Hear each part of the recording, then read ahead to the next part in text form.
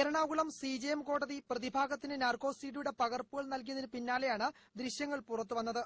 അഭയയുടെ കൊലപാതകത്തിലേക്ക് നയിച്ച സംഭവത്തെപ്പറ്റി father Jose പുതുക്കയിൽ narco പരിശോധനയ്ക്കിടെ വിശദീകരിക്കുന്നത് ഇങ്ങനെയാണ്. തന്റെ നിയന്ത്രണത്തിലുള്ള പ്രസ്സിലെ ജീവനക്കാരിയായിരുന്നു സഫി. സഫിയുമായി ക്രിയാത്മക ബന്ധമായിരുന്നുവെന്നാണ് പുതുക്കയിൽ ആദ്യം പറഞ്ഞത്. എന്നാൽ പിന്നീട് സഫിയുമായി ആത്മബന്ധമുണ്ടായിരുന്നുവെന്നും അവരുടെ ശരീരത്തിൽ സ്പർശിച്ചിട്ടുണ്ടെന്നും പുതുക്കയിൽ സമ്മതിക്കുന്നു.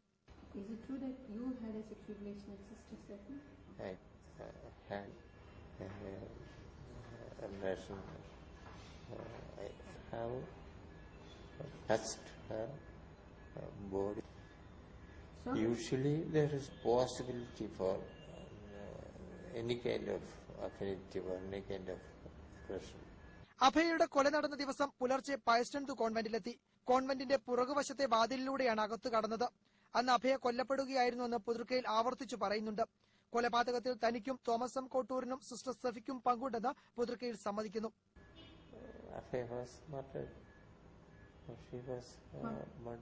Who has thrown her to the well? Who must have thrown to the well? The father's sisters have involvement in this case. Who are the fathers who are involved in the case?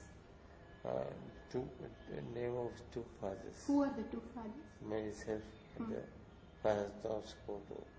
Father's name was yourself and Thomas Couture. Sister name? Safi. അഭയെ എന്തു സാധനം കൊണ്ടാണ് അടിച്ചതെന്ന് ചോദിച്ചപ്പോൾ കോടാലി, കൂടം, ചുറ്റിക എന്നീ വാക്കുകളാണ് പുതുക്കയിൽ ഉപയോഗിക്കുന്നത്. She was beaten by that. What is the instrument that was used to beat her?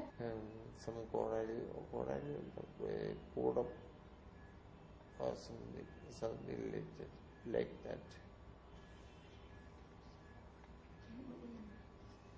ഏത് സാധനം കൊണ്ടാ അവർ തട്ടിയത്? ചുറ്റിക പാടുണ്ട. ചുറ്റിയോ? അടിയേറ്റപ്പോൾ തന്നെ അഭയ മരിച്ചു.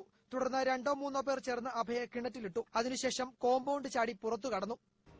ഇങ്ങനെ സുത്തിക്കൊണ്ട് അഭയനെ തട്ടിയപ്പോ അവള് അൺകോൺഷ്യസ് ആയോ? അപ്പൊ തന്നെ അൺകോൺഷ്യസോ അല്ല പെട്ടെന്ന് മറിച്ചോ? അഭയ അൺകോൺഷ്യസ് അല്ല.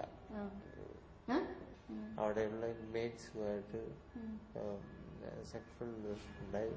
യാരോട്? ഏതെങ്കിലും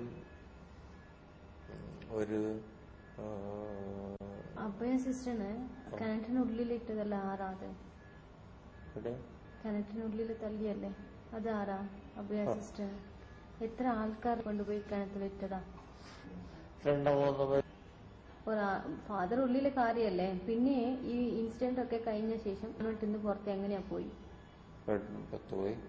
കോൺവെന്റിൽ നിന്ന് എങ്ങനെയാ പുറത്ത് പോയി? ചാടിപ്പോവല്ലോ. ഓ, അങ്ങനെ കോമ്പൗണ്ട് ചാടിപ്പോയി അല്ലേ?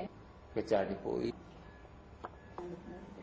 അഭയ കേസുമായി ബന്ധപ്പെട്ട വാർത്തകൾക്ക് പ്രാധാന്യം നൽകരുതെന്ന് ബിഷപ്പ് ചില മാധ്യമപ്രവർത്തകരോട് പറഞ്ഞിരുന്നു. പോലീസ് ഉദ്യോഗസ്ഥരുമായി ബിഷപ്പ് സംസാരിച്ചിട്ടുണ്ടാകാമെങ്കിലും സ്വാധീനിച്ചതായി കരുതുന്നില്ലെന്ന് പുതുക്കയിൽ പറയുന്നുണ്ട്. സിഡിയിൽ അനവധി കട്ടുകളും ചിലയിടങ്ങളിൽ ഡിസോൾവുകളും ദൃശ്യമാണ്. India vision, Kochi.